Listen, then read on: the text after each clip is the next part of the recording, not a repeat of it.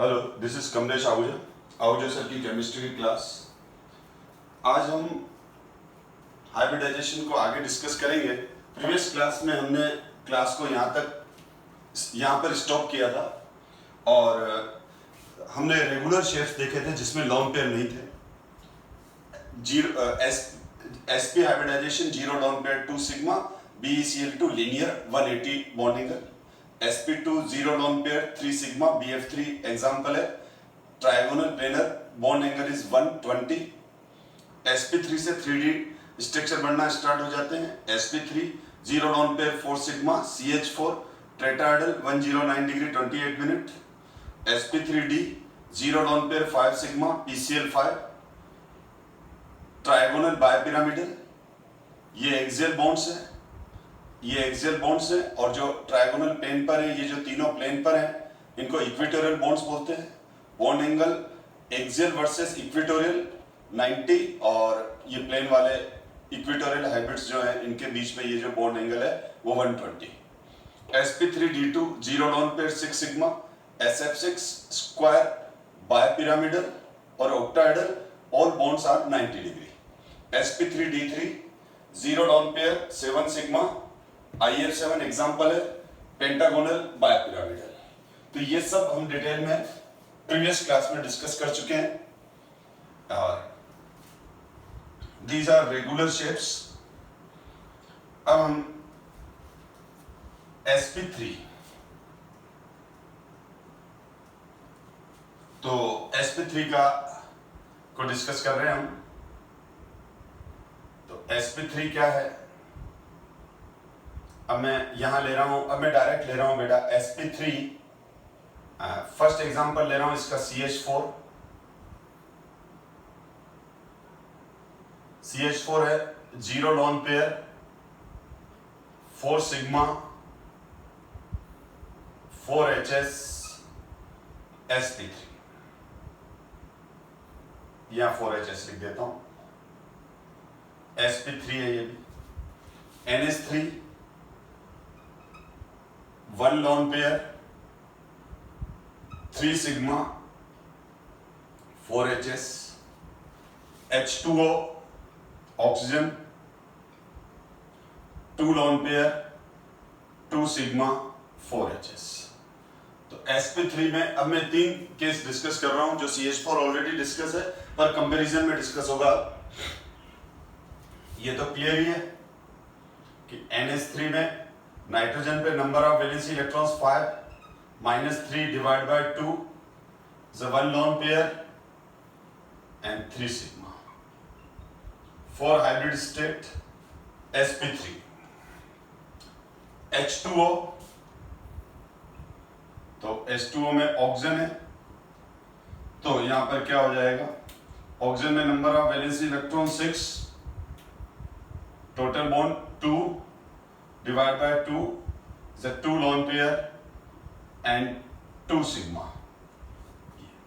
तो ये सारे के सारे sp3 हाइब्रिड स्टेट के एग्जांपल हैं। अब sp3 का मतलब हाइब्रिड ऑर्बिटल टेट्राहेड्रल अरेंजमेंट होगा इनका। sp3 मतलब क्या हो गया? इनका टेट्राहेड्रल अरेंजमेंट होगा, जो हम प्रीवियस क्लास में अच्छे से डिस्कस कर चुके हैं। तो ऑर्बिटल अरेंजमेंट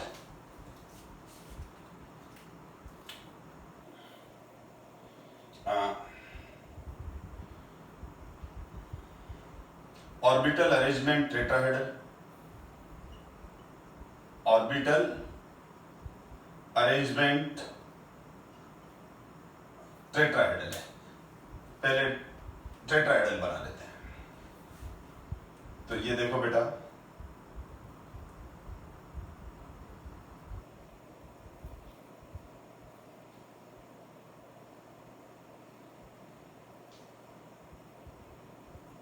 ये टूवर्ड्स ऑब्जर्वर,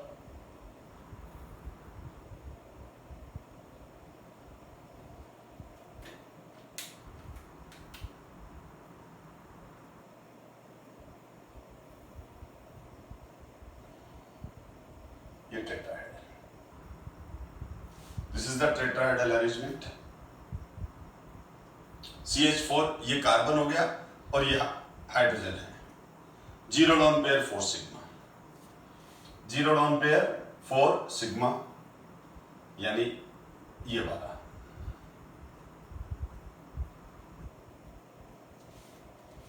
अब यहां पर भी ये टेट्राहेड्रल अरेंजमेंट रहेगा, ऑर्बिटल अरेंजमेंट टेट्राहेड्रल।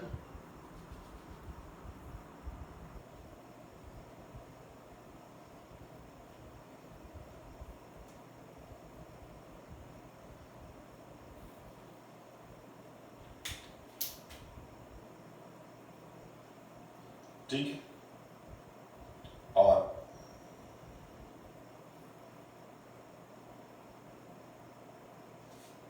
यहां पर क्या हो जाएगा, 1 लोन पेयर है, तो यहां पर 1 लोन पेयर है, तो ये जो लोन पेयर ऑर्बिटल है वो इस तरह से रहेगा।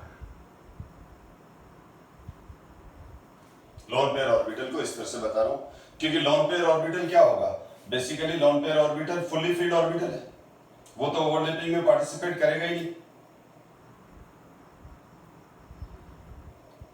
तो दिस इज लोन पेयर, और यहां पर तो ये कार्बन है और ये hydrogen atom, this is H।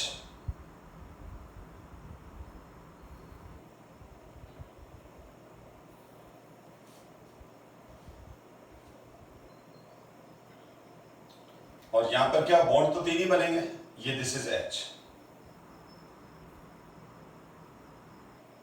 This overlapping is called sp3s overlapping, क्योंकि हाइड्रोजन में तो s ऑर्बिटल होता है। हाइड्रोजन में तो क्या होता है, हाइड्रोजन में s ऑर्बिटल होता है, और हाइड्रोजन का जो s ऑर्बिटल है वो किसमें, हाइड्रोजन का 1s1 है, तो हाइड्रोजन का s ऑर्बिटल इसके साथ ओवरलैप कर रहा है। तो अब NH3 के केस में क्या हुआ, अगर मैं NH3 के केस को डिस्कस करूं बेटा, तो NH3 में अगर आप देखो, समझो मेरी बात को, तो ये तो ऑलरेडी मैं प्रीवियस क्लास में डिस्कस कर चुका हूं, तो इसीलिए मैंने इसको डायरेक्ट बना दिया। इसको थोड़ा सा री एक्सप्लेन कर देता हूं मैं। तो यहां पर नाइट्रोजन पे क्या हो जाएगा, 5 - 3 divide by 2, 1 lone pair 3 sigma, तो ये 1 लोन पेयर 3 सिग्मा आ गया। तो यहां पर अब नाइट्रोजन का NH3 में नाइट्रोजन एटम,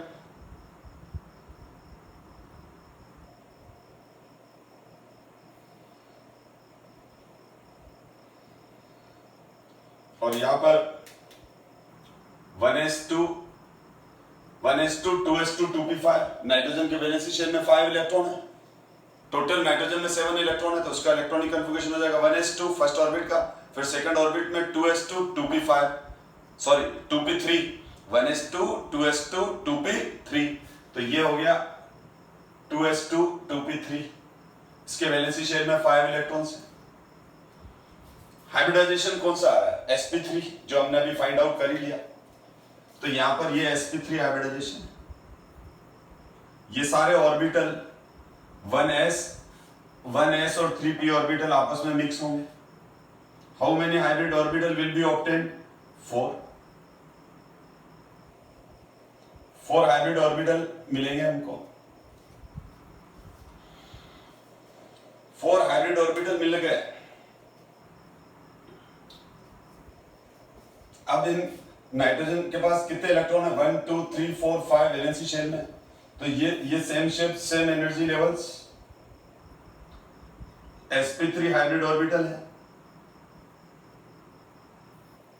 ये same shape same energy level कितने हैं, sp3 हाइब्रिड ऑर्बिटल है।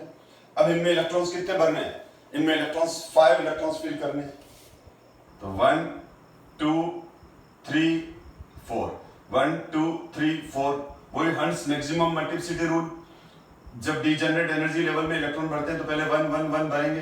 अब हमारे पास इलेक्ट्रॉन 5 है, 1 2 3 4, तो एक भरेंगे, तो एक किसी में भी भर दो, सब एक जैसे ही।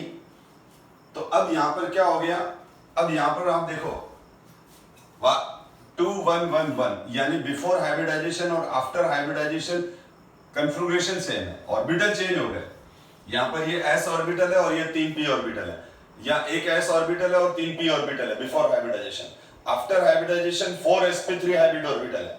अब उनमें एक हाइब्रिड ऑर्बिटल फुल्ली फील्ड रहेगा और 3 हाफ फील्ड रहेंगे, क्योंकि 5 इलेक्ट्रॉन है, 1 2 3 4 और ये 5। तो अब यहां पर हमारे पास क्या आ गया, this is the fully filled hybrid orbital, this is fully filled hybrid orbital.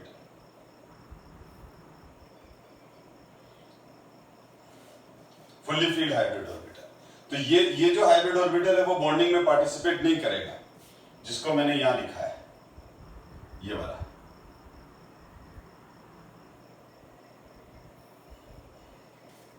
ये फुल्ली फील्ड हाइब्रिड ऑर्बिटल है। तो ये क्या करेगा, एक्ट एज लोन पेयर। तो लोन पेयर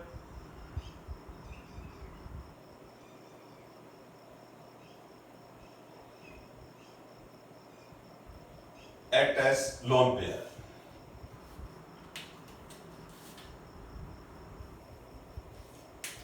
ठीक है, तो ये फुल्ली फील्ड हाइब्रिड ऑर्बिटल है, ये किस तरह से एक्ट करेगा, act as lone pair.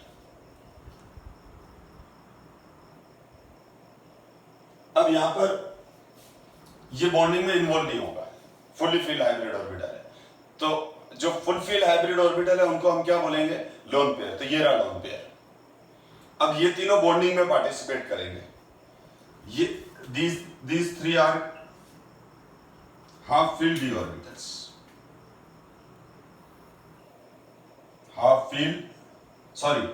filled sp3 hybrid orbitals।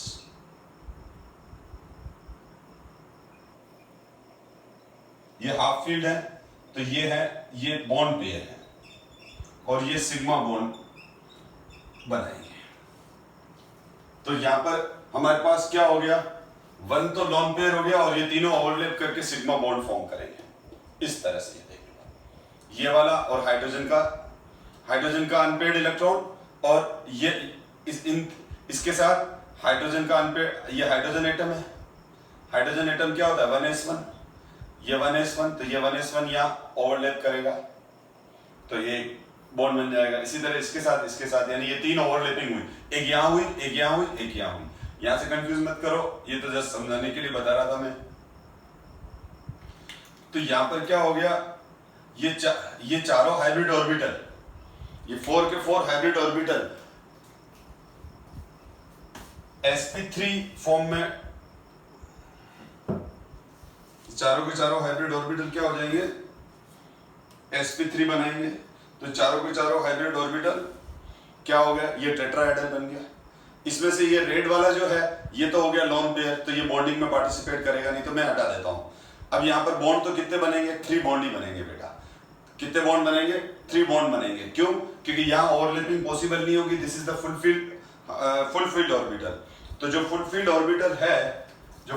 Orbital है वो किसमें इन्वॉल्व नहीं होगा, फुल फील्ड ऑर्बिटल बॉन्डिंग में पार्टिसिपेट नहीं करेगा, तो वो इस नाइट्रोजन एटम पर ये पेयर इस तरह से पड़ा रहेगा। इसीलिए हम इस पेयर को नाइट्रोजन पर इस तरह से लिखते हैं। ये वाला लोन पेयर हो गया, ये वाला, दिस लोन पेयर।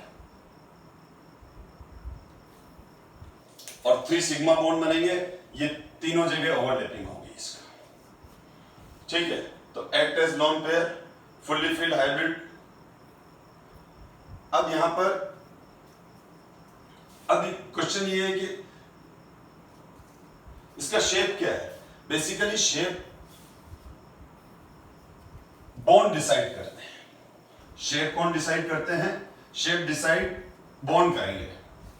तो यहां पर जो शेप है, this shape is called shape और ऑर्बिटल अरेंजमेंट, दो अलग अलग कंसेप्ट है।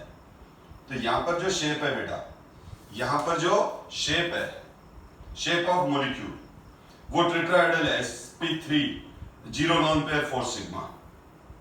जो शेप है यहां पर क्या है,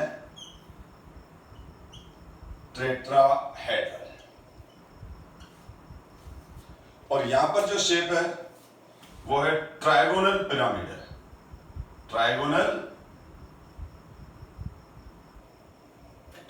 पिरामिडल, यानी यहां पर जो शेप है वो ये है।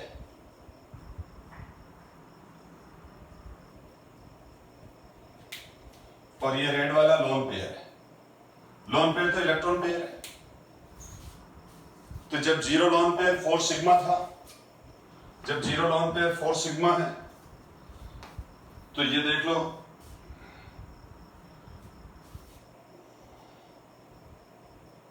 Zero lone pair 4 sigma, zero lone pair 4 sigma tetrahedral. अब ये हटा दिया, ये लोन पेयर, ये हाथ नहीं है लोन पेयर। अब लोन पेयर तो बॉन्ड है ही नहीं, तो इसलिए मैंने हटा दिया, एक बॉन्ड हटा दिया, तो अब तीनों ही बॉन्ड है। तो ये आप इन तीनों मार्कर की पोजीशन देखो, तो शेप ये है, this is trigonal pyramidal, this shape is called trigonal pyramidal. यानी अब आप जो मेरे हाथ में तीन मार्कर देख रहे हो ये, और इस पे जो लोन पेयर इलेक्ट्रॉन है वो तो उस एटम का ही पार्ट है ना, नाइट्रोजन का ही पार्ट है, वो तो नाइट्रोजन एटम के अंदर है, तो इसीलिए मैंने उसको हटा दिया। मैंने यहाँ पर ये पहले ये तो था CH4 का केस, तो ये CH4 के केस में तो हमने क्या किया, CH4 के केस में हमने क्या किया, ये था CH4, दिस इज CH4, ठीक है। अब इसमें CH4 में से NH3 पे आया तो ये हट गया एक बॉन्ड, खाली 3 बॉन्ड रह गए। और ये जो लोन पेयर है ये तो नाइट्रोजन एटम का ही पार्ट है, तो खाली 3 बॉन्ड ही तो रहे, और तीनों बॉन्ड इस तरह से रहेंगे। तो this shape is called trigonal pyramidal, और इसको हम इस तरह से लिखेंगे, ये इस तरह से। अब अगर मैं H2O मॉलिक्यूल की बात करूं तो H2O में क्या होगा, अभी देखा आपने, H2O में मैं इसी में चेंज कर रहा हूं, तो H2O में ऑक्सीजन सेंटर एटम है, तो ये क्या हो जाएगा, ऑक्सीजन में वैलेंसी शेल में 6 इलेक्ट्रॉन्स हैं, ये ऑक्सीजन, तो 2s2 2p4, 2s2 2p4, 1 2 3 4 5 6। अब क्या हो जाएगा, यहां पर वापस वही 4 हाइब्रिड ऑर्बिटल बनेंगे, क्योंकि वाटर के केस में क्या हो जाएगा, वाटर के केस में ये देखो आप, अभी मैंने बताया ही था H2O, तो ऑक्सीजन पर क्या है, ऑक्सीजन पर है 2 lone pair and 2 sigma, H2O oxygen है बेटा ये, तो oxygen 6 - 2 divide by 2, 2 lone pair 2 sigma, अभी जस्ट डिस्कस किया था मैंने। तो यहां पर क्या हो जाएगा, या ये 2 लोन पेयर हो जाएंगे अब इस केस में। अब इस केस में 2 फुल्ली फिल्ड हाइब्रिड ऑर्बिटल है, इस केस में क्या हो जाएगा, 2 फुल फिल्ड हाइब्रिड, ये दोनों फुल फिल्ड हाइब्रिड ऑर्बिटल है, तो ये तो लोन पेयर हो गए, और ये बॉन्ड में पार्टिसिपेट करेंगे, तो ये बॉन्ड पेयर हो गए, जो कि ओवरलैपिंग करके सिग्मा बॉन्ड बनाएंगे। अब यहां पर जैसे चारों ही हमने क्या बनाया, सिग्मा बॉन्ड बनाया, 0 लोन पेयर, या ये 1 लोन पेयर 3 सिग्मा, तो यहां पर देखो 2 लोन पेयर 2 सिग्मा। तो वाटर का केस क्या था, वाटर के केस के अंदर क्या था, H2O sp3 2 lone pair 2 sigma 4 hybrid state, 2 lone pair 2 sigma 4 hybrid state.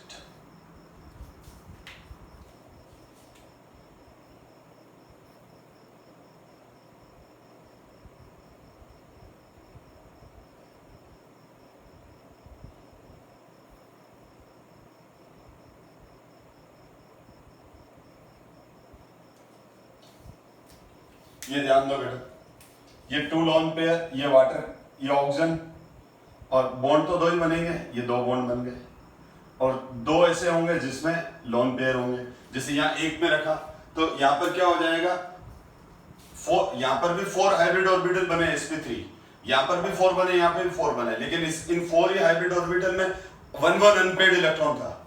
यहाँ इन 4 हाइब्रिड ऑर्बिटल में से इसमें तो एक लोन पेयर है, और इन तीनों, ये तीनों बॉन्ड पेयर है, या ये 2 फुल्ली फील्ड हाइब्रिड ऑर्बिटल है, अभी जस्ट बताया ये दोनों हाफ फील्ड है। तो यहाँ पर तो ये हाइड्रोजन एटम ने ओवरलैप किया, ये हाइड्रोजन एटम ने ओवरलैप किया, ठीक है, ये sp3 हाइब्रिड ऑर्बिटल है, और ये s ऑर्बिटल है। हाइड्रोजन में हाइब्रिडाइजेशन पॉसिबल नहीं है क्योंकि एक ही ऑर्बिटल है, तो ये sp3 s ओवरलैपिंग हो गया, और यहाँ पर ये जो दोनों है ये बॉन्डिंग में इन्वॉल्व नहीं होंगे, ये तो सेटिस्फाइड है, फुल्ली फील्ड है, तो ये दोनों लोन पेयर हो गए।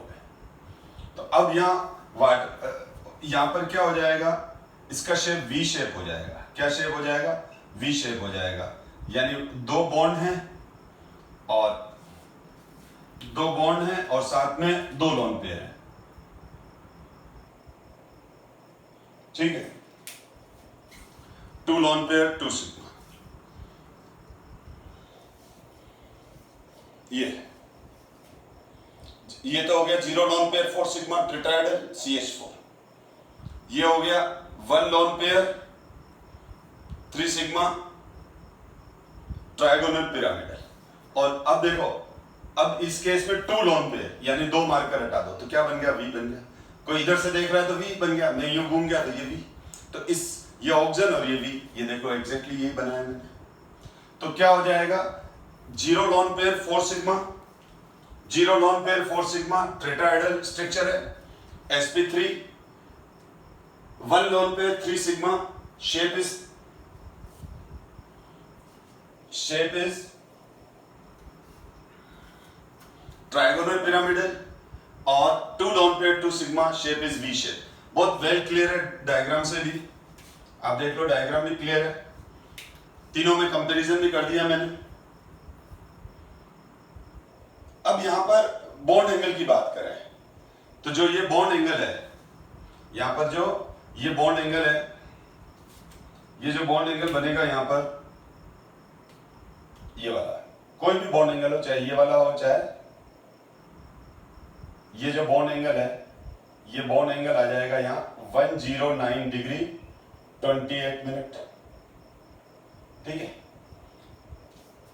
ये बॉन्ड एंगल आ गया,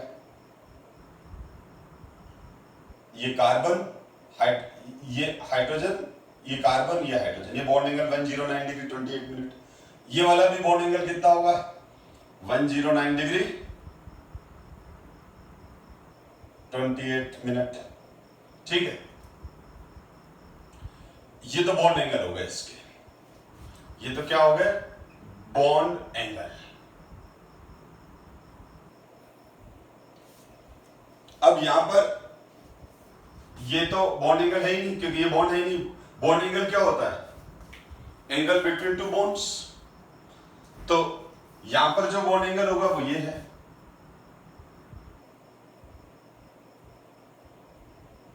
ये वाला या फिर ये वाला। तो यहां जो बॉन्ड एंगल आया वो आया 107 डिग्री, यानी कम हो गया।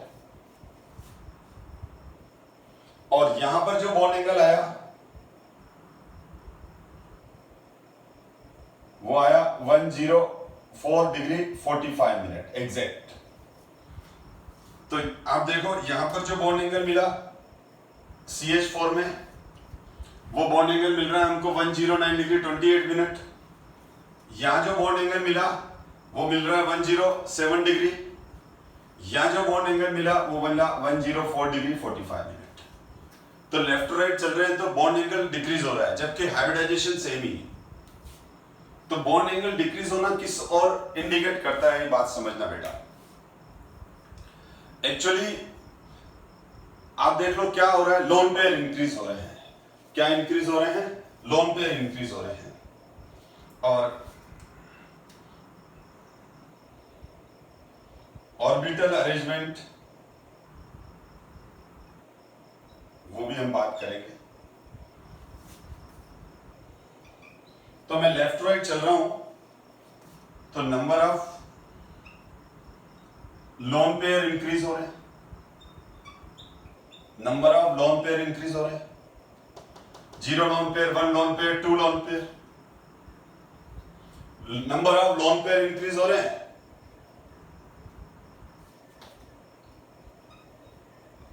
बॉन्ड एंगल डिक्रीज हो रहा है।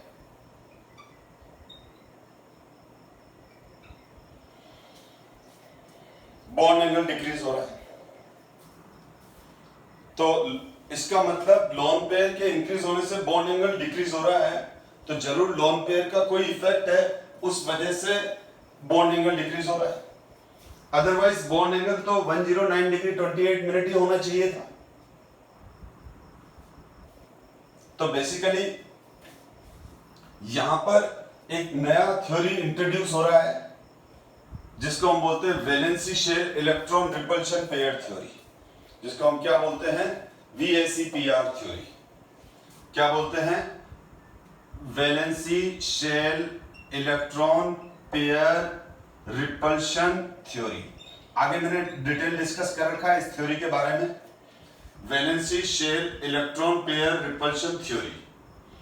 इस थ्योरी के अकॉर्डिंग ये है कि लोन पेयर का जो रिपल्शन है, valency shell electron pair repulsion theory,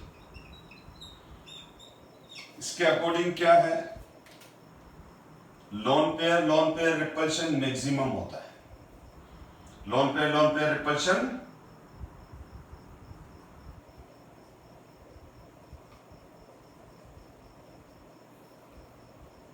maximum होता है।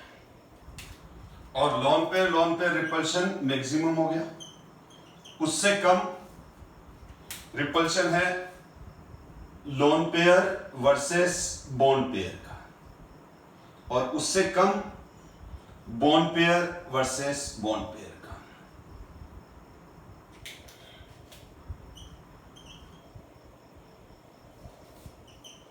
ये repulsion minimum.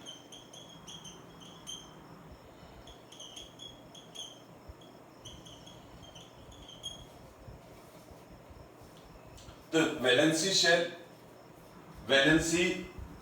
Shell electron pair repulsion theory VSEPR theory के अकॉर्डिंग लोन पेयर रिपल्शन सबसे ज्यादा है। और लोन पेयर रिपल्शन ज्यादा है क्योंकि लोन पेयर ये जो दोनों लोन पेयर ऑर्बिटल्स हैं ये न्यूक्लियस के ज्यादा पास में होंगे इन दोनों बॉन्ड पे। आप देखो ये जो बॉन्ड पेयर है, ये बॉन्ड पेयर है, ये भी 2 इलेक्ट्रॉन है, ये भी 2 इलेक्ट्रॉन है, पर ये दोनों इलेक्ट्रॉन किसी के साथ शेयरिंग में नहीं है। तो इन दोनों लोन पेयर पर खाली एक ही डायरेक्शन में न्यूक्लियर फोर्स लग रहा है। इन दोनों इलेक्ट्रॉन पर न्यूक्लियस का फोर्स इस ये हाइब्रिड ऑर्बिटल के इस ऑक्सीजन न्यूक्लियस की तरफ ही अट्रैक्ट हो रहा है, और ये भी इस ऑक्सीजन न्यूक्लियस की तरफ अट्रैक्ट हो रहा है। यानी ये जो लोन पेयर है ये किधर अट्रैक्ट हो रहा है, ये लोन पेयर किस तरफ अट्रैक्ट हो रहा है, इस ऑक्सीजन न्यूक्लियस की तरफ। ये लोन पेयर किस तरफ अट्रैक्ट हो रहा है, इस ऑक्सीजन न्यूक्लियस की तरफ।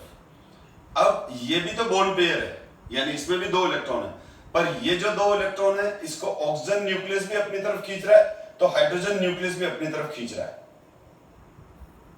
तो जो बॉन्ड पेयर है, देखो बॉन्ड पेयर, ये बॉन्ड पेयर हो गया, ये बॉन्ड पेयर हो गया। जैसे ये A एटम है और ये B एटम है, इन दोनों ने ओवरलैप किया, ये इसका इलेक्ट्रॉन, ये इसका इलेक्ट्रॉन, ये बॉन्ड पेयर। तो ये बॉन्ड पेयर है, इस बॉन्ड पेयर पे दोनों न्यूक्लियस का फोर्स ऑफ अट्रैक्शन है। तो ये जो बॉन्ड पेयर है, इस बॉन्ड पेयर को ये A वाला न्यूक्लियस भी अपनी तरफ खींचेगा और B वाला भी अपनी तरफ खींचेगा। यानी इस बॉन्ड पेयर पर 2 न्यूक्लियस का फोर्स है। और मैं खाली लोन पेयर की बात करूं तो लोन पेयर में ये वाला ऑर्बिटल तो है ही नहीं। लोन पेयर का मतलब ये हो गया, लोन पेयर में एक लोन पेयर है और यहाँ कोई दूसरा एलिमेंट ओवरलैप कर ही नहीं रहा है। देखो यहाँ पर, चाहे यहाँ पर, तो इस लोन पेयर पर खाली एक न्यूक्लियस का फोर्स ऑफ अट्रैक्शन है। तो ये लोन पेयर ऑर्बिटल, ये जो लोन पेयर ऑर्बिटल है, ये खाली एक ही न्यूक्लियस से खींचेगा, इस तरफ से कोई खींचने वाला नहीं है इसको, तो ये ज्यादा न्यूक्लियस के पास होगा। तो अगर आपसे कोई ये पूछ ले कि बॉन्ड पेयर सेंटर एटम के बॉन्ड पेयर इलेक्ट्रॉन्स, यानी ये रहे bond pair electrons. Bond pair electrons nucleus के मोर क्लोज होते हैं कि लोन पेयर इलेक्ट्रॉन्स न्यूक्लियस के मोर क्लोज होते हैं। तो आप आंसर दोगे लोन पेयर इलेक्ट्रॉन्स जो होते हैं वो न्यूक्लियस के मोर क्लोज होते हैं, सेंट्रल एटम के न्यूक्लियस के जिस पर है। जैसे NH3 का ये नाइट्रोजन का लोन पेयर नाइट्रोजन न्यूक्लियस के ज्यादा नियर होगा, जबकि ये तीनों बॉन्ड ज्यादा इसके कंपैरिजन में दूर होंगे, यानी ये ज्यादा नियर होगा इन तीनों के कंपैरिजन में, क्योंकि ये जो इलेक्ट्रॉन पेयर है वो केवल नाइट्रोजन न्यूक्लियस की तरफ ही अट्रैक्ट हो रहा है।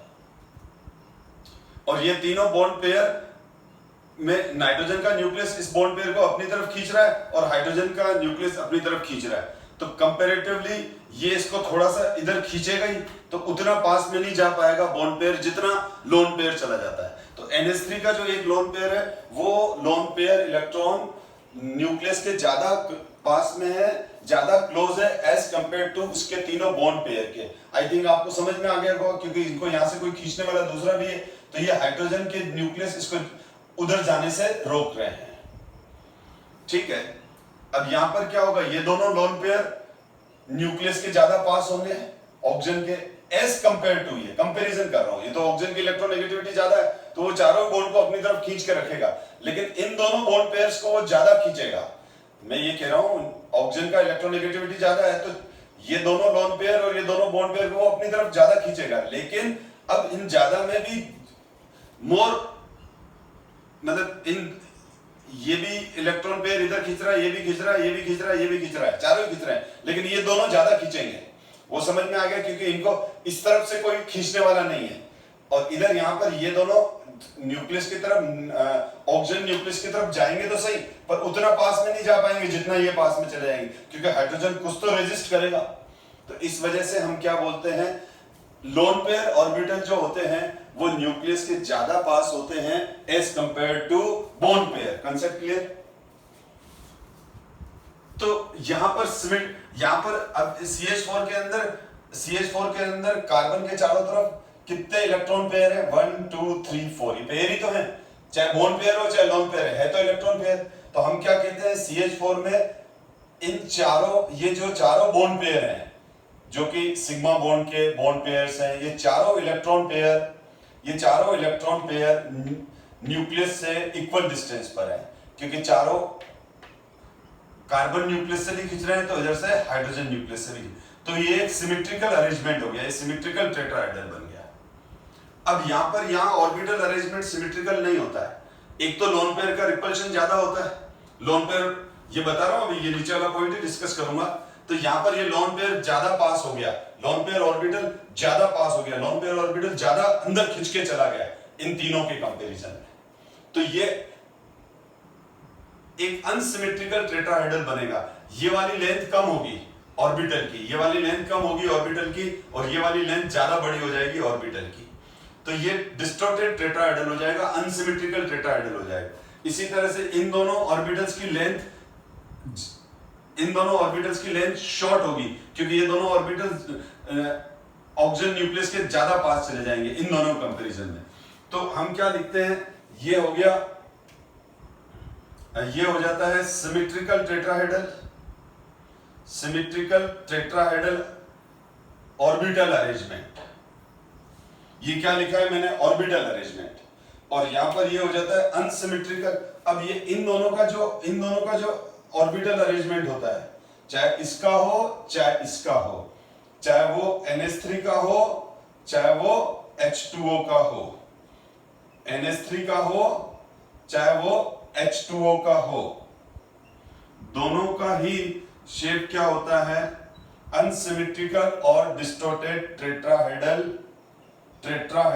Orbital arrangement. OA मतलब ऑर्बिटल अरेंजमेंट, ओ जगह नहीं थी इसलिए लिखा है मैंने, यहां लिख दिया ऑर्बिटल अरेंजमेंट। तो CH4 का ऑर्बिटल अरेंजमेंट सिमेट्रिकल टेट्राहेड्रल है, यानी चारों ऑर्बिटल एक जैसे हैं और चारों ऑर्बिटल पर सेम फोर्स है न्यूक्लियस का।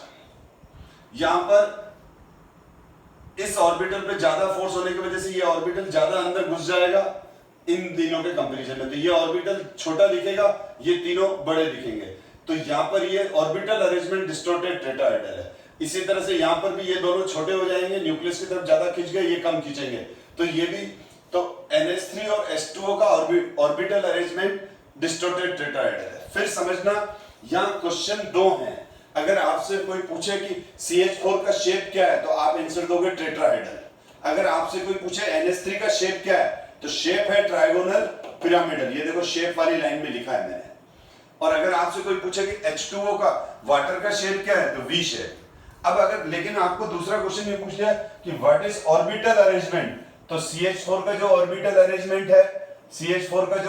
अरेंजमेंट है, ठीक है, जो CH4 का ऑर्बिटल अरेंजमेंट है, ठीक है ना, ये तो शेप है बेटा, ध्यान देना, ये तो हो गए हमारे शेप और ये हो गए हमारे ऑर्बिटल अरेंजमेंट।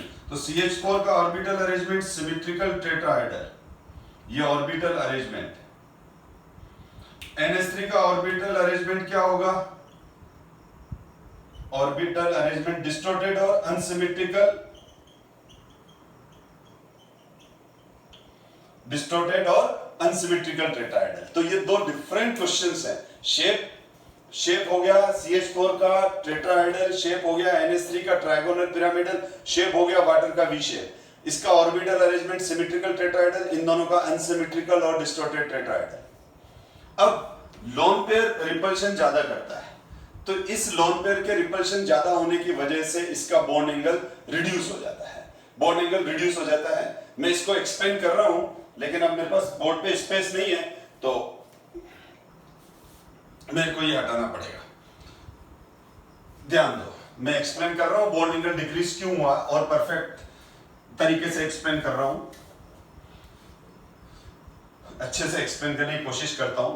तो ध्यान दो, तो पहले तो जो VSEPR थ्योरी की जो एक पोस्टुलेट है, उसके अकॉर्डिंग क्या है, लोन पेयर रिपल्शन मैक्सिमम, उससे कम lone pair bond pair repulsion, उससे कम बॉन्ड पेयर रिपल्शन मिनिमम। ठीक है, तो यानी ये जैसे हमारे पास H2O वाला एग्जांपल था, तो H2O में ऑक्सीजन पर 2 लोन पेयर 2 सिग्मा। ठीक है,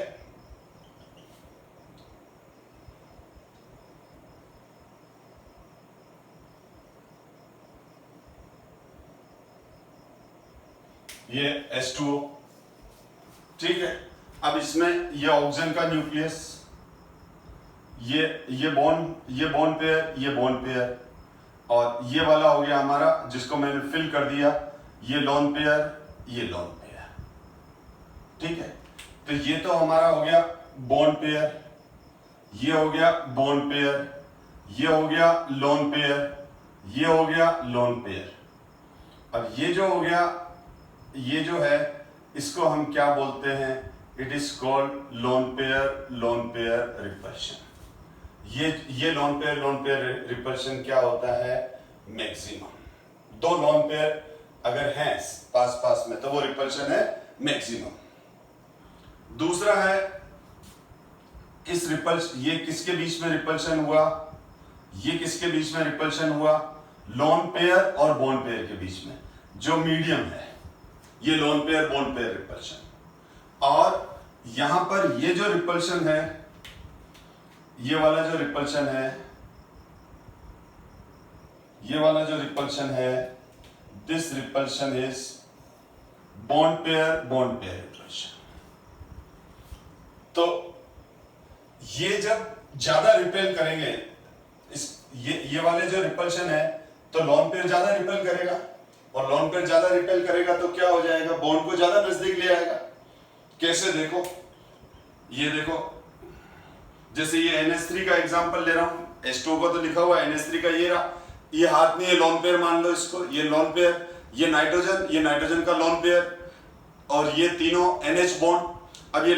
अब सपोज करो लोन पेयर का रिपल्शन उतना ही होता जितना बॉन्ड पेयर का है, तो ये बॉन्ड एंगल चेंज होता ही नहीं, ये बॉन्ड एंगल 109 डिग्री 28 मिनट ही रहता, ये बॉन्ड एंगल 109 डिग्री 28 मिनट ही रहता। अगर लोन पेयर का रिपल्शन कम होता तो इसका मतलब ये इसको दबा नहीं पा रहा है, रिपेल नहीं कर पा रहा, इसका रिपल्शन कम है, तो ये थोड़ा एक्सपांड हो जाता, तो बॉन्ड एंगल 109 डिग्री 28 मिनट से ज्यादा हो जाता। और लोन पेयर रिपेल ही नहीं करता, तो NH3 का शेप ट्रायगोनल प्लेनर हो जाता, क्योंकि इसका कोई रिपल्शन नहीं है। लेकिन ये तीनों बॉन्ड तो एक दूसरे को रिपेल कर ही रहे हैं, इनमें म्यूचुअल रिपल्शन तो है ही। और अगर ये लोन पेयर रिपेल नहीं करे तो ये हो जाएगा ट्रायगोनल प्लेनर। न तो हमने इसका शेप ट्रायगोनल प्लेनर देखा, हमने इसका शेप तो ट्रायगोनल पिरामिडल देखा। शेप क्या देखा हमने इसका, ट्रायगोनल पिरामिडल देखा, ये रहा ट्रायगोनल पिरामिडल।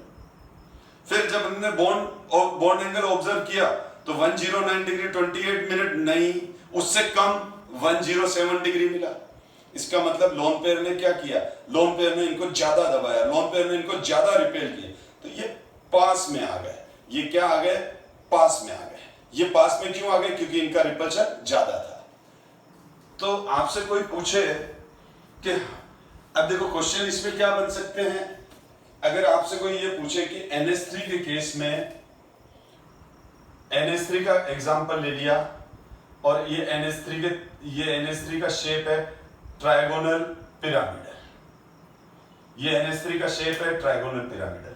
अब क्वेश्चन नंबर 1 आपको ये पूछे कि ना अगर लोन पेयर का रिपल्शन 0 होगा तो NH3 का शेप क्या हो जाएगा, तो आप बोलोगे ट्रायगोनल प्लेनर, क्योंकि ये ऊपर से लगने वाला, ऊपर से आने वाला, अगर ये जो ऊपर से आने वाला रिपल्शन है ही नहीं, ऊपर से कोई फोर्स नहीं है और ये तो तीनों आपस में एक दूसरे को रिपेल कर रहे हैं, तो ये ट्रायगोनल प्लेनर बन गया। और अगर नाइट्रोजन के लोन पेयर का भी रिपल्शन उतना ही होता जितना कि बॉन्ड पेयर का रिपल्शन है, तो हम बॉन्ड एंगल कितना ऑब्जर्व करते, तो हम बोलते हम इस केस में बॉन्ड एंगल जो ऑब्जर्व करते हैं ये वाला वो करते 109 degree. Question number 2। Question number 3, अगर लोन पेयर ज्यादा रिपेल करता है, अगर लोन पेयर कम रिपेल, अब लोन पेयर रिपेल तो करता है लेकिन लोन पेयर का रिपल्शन कम है, तो ग्रेटर देन 109 डिग्री 28 मिलता, यानी लोन पेयर का रिपल्शन कम है, ये लोन पेयर रिपेल तो कर रहा है लेकिन ज्यादा नहीं कर पा रहा है, तो ये थोड़ा सा ऊपर उठ जाता है। लेकिन लोन पेयर ज्यादा रिपेल करेगा तो पास में आ जाएगा। और अगर लोन पेयर का रिपल्शन ज्यादा है, ये जो लोन पेयर है इसका रिपल्शन इन बॉन्ड्स पर ज्यादा है, मोर रिपेल करता है, इसको दबाता है, तो यहां क्या हो जाएगा, लेस देन 109 डिग्री। और वो हमारे पास कितना आया, ये बॉन्ड एंगल 107 डिग्री, जो लेस है किससे, 109 डिग्री से। तो NH3 में bond angle less than 107 degree होना क्या सजेस्ट करता है, वो ये सजेस्ट करता है कि लोन पेयर का रिपल्शन ज्यादा है, और लोन पेयर का रिपल्शन ज्यादा है, इस वजह से ही एंगल 109 डिग्री 28 मिनट से डिक्रीज हो गया, 107 पे हो गया। अब अगर अपन इस वाटर मॉलिक्यूल की बात करें, तो वाटर मॉलिक्यूल में भी बस यही वापस ये सिमिलर क्वेश्चन बन सकते हैं कि अगर वाटर के अंदर अगर सपोज करो लोन पेयर रिपेल नहीं करता, अगर लोन पेयर इन लोन पेयर्स का रिपल्शन नहीं होता, तो ये लोन पेयर रिपेल नहीं करते हैं, तो शेप लीनियर हो जाता, दोनों ये हो जाता। ये कब, तो H2O का शेप लीनियर कब होता है, जब दोनों लोन पेयर रिपेल नहीं करते, दोनों बॉन्ड्स को रिपेल नहीं करते, लेकिन दोनों बॉन्ड को रिपेल नहीं कर रहे हैं, ये लोन पेयर है, दोनों बॉन्ड को रिपेल नहीं कर रहे हैं, लेकिन ये दोनों बॉन्ड तो एक दूसरे को रिपेल कर रहे हैं, तो वो लीनियर हो जाएगा। लेकिन हमने ऐसा नहीं देखा, हमने तो क्या देखा कि दो लोन पेयर हैं और बॉन्ड एंगल यहां पर 104 डिग्री मिल रहा है, यानी कहने का मतलब बॉन्ड एंगल NH3 से भी कम है, तो इसका मतलब लोन पेयर बढ़ रहे हैं।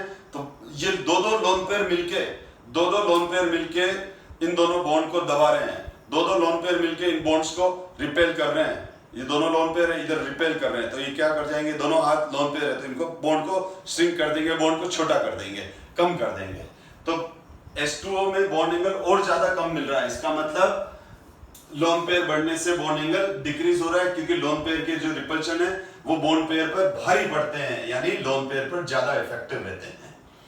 तो इस थ्योरी, इस कंसेप्ट को ये कंसेप्ट किस थ्योरी ने डिस्कस किया था, valency shell electron pair repulsion theory ने ये कंसेप्ट डिस्कस किया था कि लोन पेयर रिपल्शन ज्यादा होता है। अब अगर मैं बोलूं इसका मतलब इन दोनों के बीच में ये रिपल्शन ज्यादा है, तो अब जस्ट मैं एंगल की बात कर रहा हूं, मैं किसकी बात कर रहा हूं, एंगल की बात कर रहा हूं। तो ये वाटर के अंदर, ये वाटर का केस है, H2O है, ये H2O है, ठीक है। तो अब यहां पर ये एंगल तो कितना आ गया, 10 डिग्री, और ये एंगल, अब मुझे बताओ ये एंगल सपोज करो x है, ये एंगल सपोज करो y है, ये एंगल x है, ये एंगल, ये अब ऑर्बिटल्स के बीच के एंगल की बात कर रहा हूं, अब बॉन्ड एंगल की बात नहीं कर रहा हूं। इस लोन पेयर ऑर्बिटल और इस बॉन्ड पेयर ऑर्बिटल, ये x क्या है? x degree. x क्या है? x degree. x क्या है? x is the bond, x is the angle, x degree is the angle between lone pair and bond pair. y degree is the angle between both lone pair. Y degree is the angle between both lone pair. And Z degree जिसकी value हमको मालूम है 104 degree, Z degree is the angle between both sigma bond, both bond pairs, इन दोनों के बीच में। अगर आपसे कोई पूछे कि what is relation between x, y, z, ठीक है, तो सबसे बड़ा एंगल कौन सा होगा? Y डिग्री, ठीक है, क्योंकि ये रिपल्शन, लोन पेयर रिपल्शन ज्यादा है तो ये ज्यादा दूर होंगे, फिर lone pair bond pair repulsion कम है तो थोड़े पास में रहेंगे, बॉन्ड पेयर रिपल्शन सबसे कम है और फिर दोनों लोन पेयर भी दबा रहे हैं। तो अगर आपको y डिग्री, तो ये इस तरह से कॉम्पिटिटिव में क्वेश्चन आ जाते हैं बेटा। तो यहां पर क्या होगा? y डिग्री की वैल्यू सबसे ज्यादा होगी, उससे कम x डिग्री होगा, उससे कम z डिग्री होगा। तो ये अगर आपको ऐसा डायग्राम बना के या y डिग्री लिख देगा या x डिग्री लिख देगा या z डिग्री लिख देगा और बोलेगा कि व्हाट इज रिलेशन, तो ऐसे 4 चॉइस बना देगा बेटा, ठीक है ना? y degree equals to x degree equals to z degree, y degree greater than x degree greater than z degree, और 4th चॉइस ये बना देगा y डिग्री ज्यादा है x डिग्री, इस तरह से 4 चॉइस बना देगा। अब पूछेगा which of the following is correct, तो फर्स्ट वाला करेक्ट है क्योंकि y डिग्री लोन पेयर के बीच में रिपल्शन है, तो लोन पेयर रिपल्शन मैक्सिमम होता है तो ये एंगल सबसे ज्यादा हो जाएगा। आपको कोई पूछे कि है ना लोन पेयर रिपेल करता है, इसको प्रूव करो, तो हम बोलेंगे NH3 का शेप ट्राइगोनल पिरामिडल है और H2O का शेप V शेप है, जो ये अपने आप में प्रूव करता है कि लोन पेयर रिपेल करता है। अब सेकंड क्वेश्चन, लोन पेयर ज्यादा रिपेल करता है ये प्रूव करो, तो आप लिखोगे कि NH3 में एक लोन पेयर आते ही बॉन्ड एंगल 109 डिग्री 28 मिनट से कम होकर डिक्रीज हो गया 107 डिग्री हो जाता है। इसका मतलब क्या हो गया? इसका मतलब ये हो गया कि लोन पेयर का रिपल्शन ज्यादा है तभी बॉन्ड एंगल डिक्रीज हुआ। H2O में 2 लोन पेयर आ गए, बॉन्ड एंगल और ज्यादा डिक्रीज हो गया। तो इस तरह से हमारे ये इस तरह के डिस्कशन से हमारे कॉन्सेप्ट क्लियर होते हैं, हमारा स्किल डेवलपमेंट होता है। अब और आगे डिस्कस करने से पहले थोड़े से कैरेक्टरिस्टिक ऑफ हाइब्रिडाइजेशन डिस्कस कर लें। तो only orbital of almost similar energies and belonging to the same atom और ions undergoes hybridisation.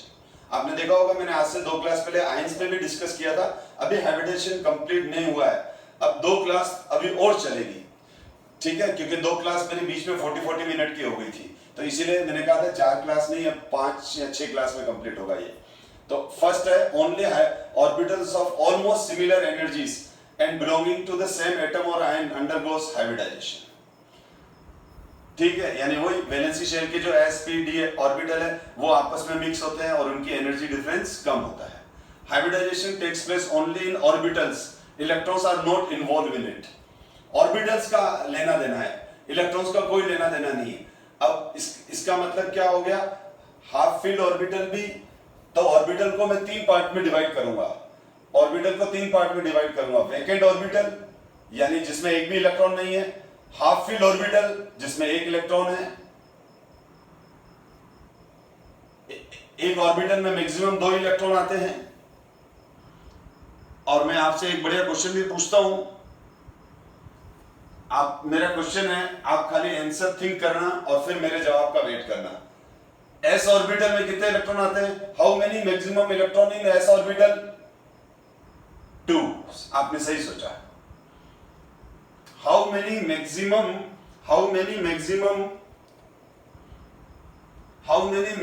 Electron in p orbital? How many maximum electrons in p orbital? p orbital में maximum electrons कितने आते हैं? आपने जो सोचा, आई थिंक बहुत कम बच्चों ने सही आंसर दिया। सब अधिकतर स्टूडेंट ने 6 दिया आंसर, जबकि आंसर 2 आएगा।